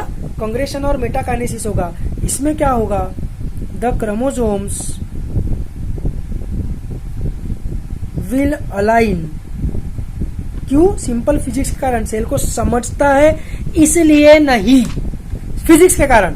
The chromosomes will align in a more or less बोल रहा हूं मैं, एग्जैक्टली ऐसा लाइन में तो लगना पॉसिबल ही नहीं है। क्यू समझता है ना? क्यू मतलब लाइन। तो क्रोमोसोम्स जो है वैसे एक लाइन में अरेंज हो जाएंगे, एक क्रोमोसोम, दूसरा क्रोमोसोम, तीसरा क्रोमोसोम, ऐसे 46 क्रोमोसोम, सच दैट उनको ऊपर से नीचे से, ऊपर से नीचे से, ऊपर से नीचे से, ऊपर से नीचे से, ऊपर से नीचे से स्पिंडल फाइबर्स अटैच्ड है। ऐसा स्ट्रिक्टली एक लाइन नहीं बनेगी, मोर और लेस रहेगी। वो भी उनको अक्कल है इसलिए नहीं बनेगा, थोड़ा खिंचाव के कारण वो ऊपर नीचे होंगे। तो एक पॉइंट आएगा जब वो अपने को ऑलमोस्ट एक लाइन में दिखेंगे, स्पिंडल फाइबर अटैच होंगे तो धक्का भी लगेगा, स्पिंडल फाइबर्स खींचेंगे थोड़ा बहुत, और वो क्या mainly centre of the cell में ही प्रेजेंट रहते हैं। पहले न्यूक्लियस में प्रेजेंट थे, अभी न्यूक्लियस डिसअपियर हो गया तो वो पूरे सेल में थोड़ी फैल जाएंगे, मेनली रहेंगे तो सेंटर में ही। तो मोर और लेस ऐसी एक लाइन तैयार हो जाएगी, ठीक है। और ऐसा नहीं होगा कि ये क्रोमोसोम नंबर 1 फ्रॉम फादर, ये chromosome 1 from mother, chromosome 2 from father, chromosome 2 from mother, ऐसा नहीं होने वाला। रैंडमली लगेंगे वो, सेल को नहीं पता नंबर वंबर। बस इतना कंफर्म है कि पूरे 46 क्रोमोसोम्स को ऊपर से भी और नीचे से भी स्पिंडल फाइबर अटैच हो जाएंगे। This is called as metaphasic plate, ठीक है। तो एक ऐसी सिंगल लाइन तैयार हो गई ना, तो अपन बोलेंगे कि इन माइटोसिस, अपन बोलेंगे कि in mitosis single metaphasic plate is formed. अपन बोलेंगे माइटोसिस में सिंगल मेटाफेजिक प्लेट फॉर्म हो गई है, ऐसा हम बोलेंगे, ठीक है। तो उसके बाद आएगा नेक्स्ट एनाफेज।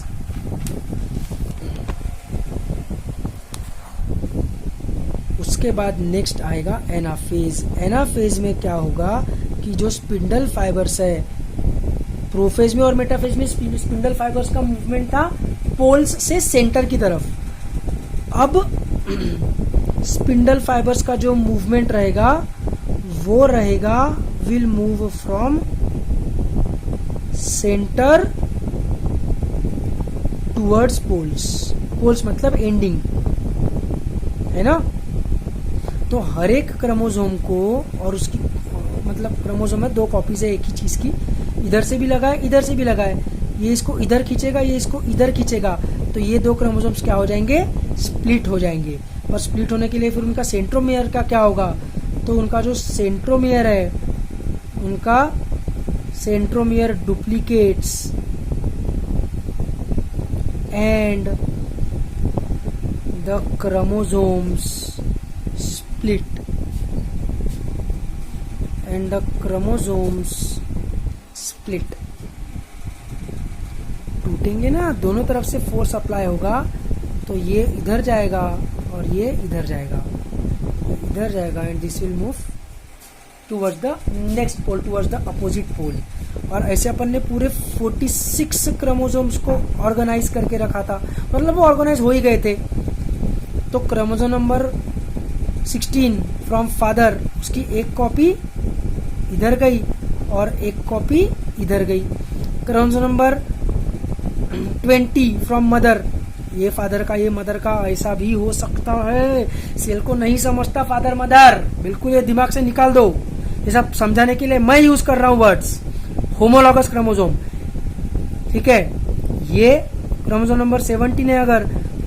अगर मेरे को पता नहीं पहले मैंने कौन सा नंबर बोला था, सपोज ये भी क्रोमोसोम नंबर 17 है, तो ये और ये एक दूसरे के होमोलॉगस क्रोमोसोम्स हो गए, पर ये और ये एक दूसरे की कॉपी हो गए।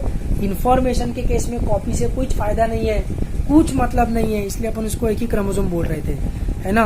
तो एक क्रोमोसोम स्प्लिट हो गया इनटू, सिंगल वाले को भी तो अपन क्रोमोसोम ही बोल रहे हैं, फिलहाल अपन इसको क्रोमैटिड्स बोलेंगे। इनटू इट्स क्रोमैटिड्स, ये टूट गया क्रोमोसोम नंबर 17। इसका जो होमोलॉगस क्रोमोसोम नंबर 17 था कहीं दूसरी जगह, वो भी अपने क्रोमैटिड्स में स्प्लिट हो गया। ये क्रोमोसोम नंबर 8 भी अपने क्रोमैटिड्स में स्प्लिट हो गया। ये क्रोमोसोम नंबर 16 भी अपने क्रोमैटिड्स में स्प्लिट हो गया। ये क्रोमोसोम नंबर 16 का होमोलॉगस क्रोमोसोम, ये भी अपने क्रोमैटिड्स में स्प्लिट हो गया। ये क्रोमोसोम नंबर 8 का होमोलॉगस क्रोमोसोम, ये भी अपने क्रोमैटिड्स में स्प्लिट हो गया, है ना। ऐसे पूरे 23 chromosomes and their homologous chromosomes will split in their chromatids and they will start moving towards the poles। समझ में आ रहा है। उसके बाद आएगा टीलोफेज। टीलोफेज में टीलोमेयर बोला था ना अपन ने, एंड्स को क्रोमोसोम के, तो सेल के भी एंड्स को अपन टीलोमेयर बोलेंगे। ये 46 क्रोमोसोम्स, ये 46 क्रोमोसोम्स पहुंच गए एक एंड में। 46 कैसे है ये, तो क्रोमोसोम नंबर 1 और उसका होमोलॉगस, क्रोमोसोम नंबर 2 और उसका होमोलॉगस, क्रोमोसोम नंबर 3 और उसका होमोलॉगस। ऐसा ही जाइगोट में था ना, 23 क्रोमोसोम स्पर्म से आए थे और उसी के 23 क्रोमोसोम्स उसके होमोलॉगस ओवम से आए थे, फ्यूजन होके जाइगोट बना था। 46 बोलते रहते हैं अपन, गलत बात है ये। 23 क्रोमोसोम्स की 2 पेयर्स, 23 क्रोमोसोम्स इन पेयर्स, ऐसा बोलना चाहिए। नंबर तो खैर है ही 46, लेकिन ये पूरे 46 अलग अलग नहीं है, 23 है। इसमें भी स्किन कलर का जीन है, इसमें भी स्किन कलर का जीन है, इसमें भी हीमोग्लोबिन का जीन है, इसमें भी हीमोग्लोबिन का जीन है, इसमें भी सीड कलर का जीन है, इसमें भी सीड कलर का जीन है। समझ में आ रहा है ना? बस वो एक दूसरे के होमोलॉगस है। Homologous, same structure different function, है ना?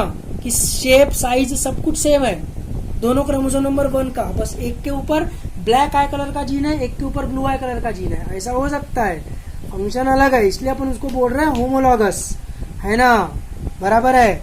लेकिन इसको अपन होमोलॉगस नहीं बोल रहे एक दूसरे का, ये कॉपी है एक दूसरे की। इसके ऊपर अगर ब्लैक आई कलर का जीन है तो इधर भी ब्लैक आई कलर का ही जीन है। एस फेज में कॉपी बनाई है तुमने। इसमें इन चीजों में कंफ्यूज होता है तुमको, इसलिए सेल डिवीजन डिफिकल्ट लगता है, कॉमन सेंस लगाने का।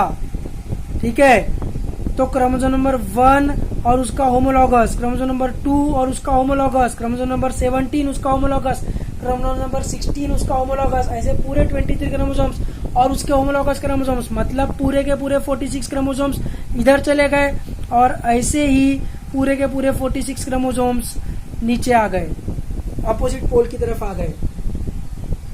समझा क्या? है ना? इस समय सेल में कितने क्रोमोसोम्स है? टीलोफेज में सेल में 92 क्रोमोसोम्स है, क्योंकि इसको भी अपन अभी क्रोमोसोम्स ही बोलेंगे। उनका अभी एक दूसरे से इसका इससे कोई अब रिलेशन नहीं है, टूट चुके हैं वो। ये अलग सेल में जाने वाला है, ये अलग सेल में जाने वाला है, अपना काम करने वाला है। ये फादर से आया हुआ और ये मदर से आया हुआ नहीं है। ये फादर से आया हुआ, ये मदर से आया हुआ नहीं है। ये फादर से आया हुआ अगर है तो ये इसकी कॉपी है, मदर से आया हुआ ये है और ये इसकी कॉपी है। जाइगोट में ऐसा ही था, वैसा का वैसा अपने को सामने देना है। ऐसा मत सोचो यार प्लीज, ऐसा मत सोचो कि माइटोसिस होने के बाद फादर वाला क्रोमोसोम 1 और मदर वाला क्रोमोसोम 1 अलग होता है। नहीं, वैसा अगर करना रहता तो सेक्सुअल रिप्रोडक्शन इवॉल्व क्यों किया रहता? फिर क्या मतलब है यार? फिर क्या फायदा हुआ डिप्लॉयड बनने का? कुछ फायदा है क्या फिर डिप्लॉयड बनने का? यूजलेस हो जाएगा फिर तो। अपन ने जाइगोट को फादर से क्रोमोसोम 1 मदर से क्रोमोसोम 1, फादर से क्रोमोसोम 2 मदर से क्रोमोसोम 2 दिया था। तो इस सेल से जो 2 सेल्स बनने वाली है उसमें वैसा का वैसा जाना चाहिए। फादर का क्रोमोसोम 1, मदर का क्रोमोसोम 1, फादर से मिला हुआ क्रोमोसोम 2, मदर से मिला हुआ क्रोमोसोम 2। पर उसकी अपने को पहले कॉपी बना के वैसा का वैसा नेक्स्ट सेल को भी देना पड़ेगा, नहीं तो ये सेल सरवाइव नहीं कर पाएगा। या अगर इसको एक एक ही सेट मिला, सिर्फ 23 क्रोमोसोम्स मिले तो सरवाइव कर लेगा, लेकिन एफिशिएंसी नहीं रहेगी। फिर क्या मतलब है डिप्लॉयड बनने का? ये और ये कॉपी है एक दूसरे की, ये और ये कॉपी है एक दूसरे की,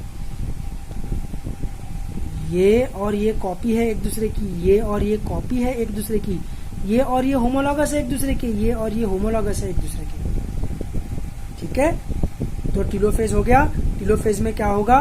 टीलोफेज में 92 क्रोमोसोम्स अपने को दिखेंगे। क्रोमोसोम्स रीच हो गए एंड में, टीलोमियर्स ऑफ द सेल में, पोल्स ऑफ द सेल में, है ना? और क्या होगा? तो न्यूक्लियस एंड न्यूक्लियोलस रीअपियर होगा, न्यूक्लियस एंड न्यूक्लियोलस रीअपियर होगा। और उसके बाद नेक्स्ट स्टेज आएगा साइटोकाइनेसिस। साइटोकाइनेसिस में क्या होगा? सेल फरो तैयार होगा, सेल फरो डीप होते जाएगा और ये वाला सेल अलग और ये वाला सेल अलग, ऐसे 2 सेल्स तैयार हो जाएंगे।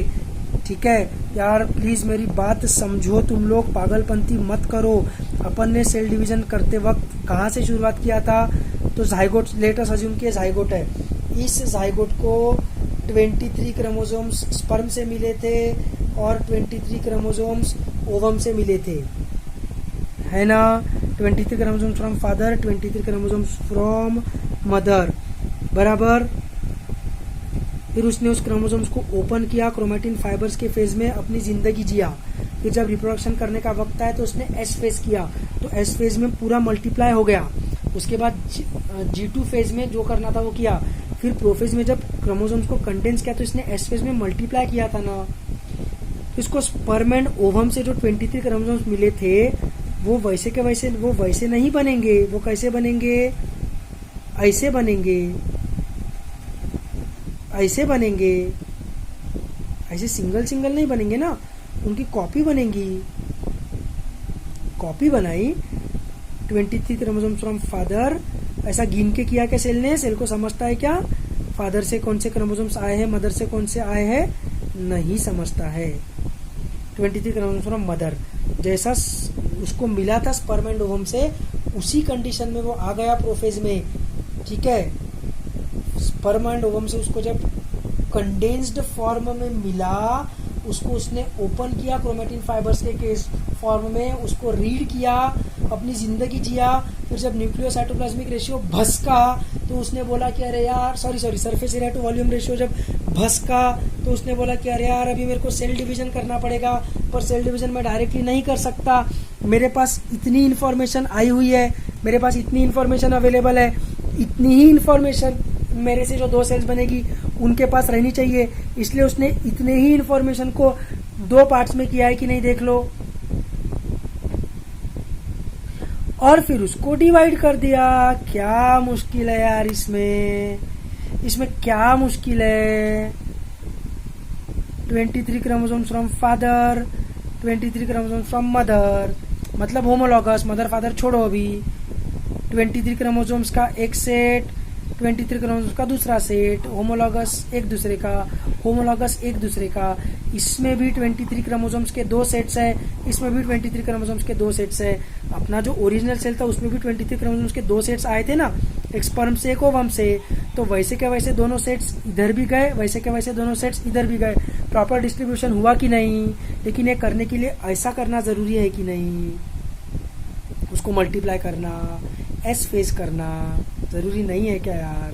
क्या सिंपल मैथमेटिक्स है? क्या तुमको सेल डिवीजन डिफिकल्ट लगता है? फालतू की चीज, छी, क्या फालतू चीज है यार। इसको अलग कर दिया, ऐसे स्पिंडल फाइबर बनाया, ये एक सेट इधर देखो, ऐसा एक सेट इधर, वैसा का वैसा 46 क्रोमोसोम्स का एक सेट, मतलब 23 क्रोमोसोम्स के 2 सेट, वैसे के वैसे नीचे ऊपर, खत्म। इस सेल की तरह ही ये सेल है कि नहीं, देखो 23 का एक सेट, 23 का एक सेट है ना। और इस सेल की तरह ये सेल है कि नहीं, देखो 23 का एक सेट, 23 का एक सेट, हो गया ना। तो इसको क्या बोलेंगे अपन? ये साइटोकाइनेसिस के बाद 2 सेल्स तैयार हो जाएगी। इसको अपन क्या बोलेंगे? इसको अपन बोलेंगे इक्वेशनल डिवीजन, क्योंकि इक्वल डिवीजन हुआ है इंफॉर्मेशन का। इसको बोलेंगे माइटोसिस। ऐसा करते करते 1.5 घंटे का video for the first time बनाया शायद मैंने, सिर्फ माइटोसिस एक्सप्लेन करने में, क्योंकि मेरे को बहुत गुस्सा आता है माइटोसिस पढ़ाते वक्त। क्या फालतू की चीजें, और तुमको ये फालतू की चीजें समझनी पड़ती है। 12th अपीयर्ड स्टूडेंट्स ने बोला है, तब ये वीडियो बनाया है मैंने कि सर एक बार ये बनाओ वीडियो, उनके लिए बनाया था स्पेशली। तो बोला चलो तुमको भी भेज ही देता हूँ, इसलिए सभी को भेज दे रहा हूँ मैं ये वीडियो। न्यूक्लियस वालों, 11th वालों, सभी को भेज रहा हूँ।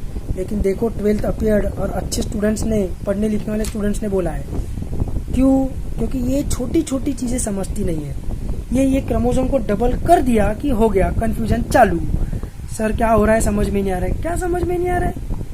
ये क्रोमोसोम नंबर 1 है, फादर से मिला हुआ, ये क्रोमोसोम नंबर 1 है, मदर से मिला हुआ। दोनों क्रोमोसोम्स दोनों सेल्स में रहने चाहिए। एक ही क्रोमोसोम देके नहीं चलेगा, फिर डिप्लॉइड बना के क्या फायदा है? तो इसको भी मल्टीप्लाई करना पड़ेगा, इसको भी मल्टीप्लाई करना पड़ेगा। तो 4 क्रोमोसोम बन गए, बोलोगे क्या? डीएनए कंटेंट के हिसाब से हाँ, डीएनए कंटेंट है 92 क्रोमोसोम्स के जितना, लेकिन इसकी और इसकी इंफॉर्मेशन सेम है, इसकी और इसकी इंफॉर्मेशन सेम है। तो इसको अपन एक ही कंसिडर करते हैं, इसको अपन एक ही कंसिडर करते हैं, इसको अपन एक ही कंसिडर करेंगे। तो क्रोमोसोम नंबर बोला तो 46 ही रहेगा, डीएनए कंटेंट बोला तो डेफिनेटली 92 क्रोमोसोम्स के जितना रहेगा आफ्टर S एंड G2। ठीक है, कुछ भी क्वेरी हो गई तो प्लीज आई बेग यू, हाथ जोड़ता हूँ, पैर पड़ता हूँ, आज मेरे को पूछ लेना। थोड़ा भी डाउट आ रहा होगा तो प्लीज पूछ लेना। एनसीईआरटी मत पढ़ना, कुछ मत पढ़ना, यूट्यूब के वीडियोस मत देखना, please I am requesting you, confusion होगा दिमाग में, मैं अच्छे से समझा रहा हूँ, धीरे धीरे करके इसी तरीके से समझो, नहीं तो नहीं समझेगा। कुछ भी डाउट है तो मेरे को पूछो, कल के कल मैं मियोसिस का वीडियो बनाकर अपलोड करूँगा। ठीक है, with this I bid you farewell, good bye.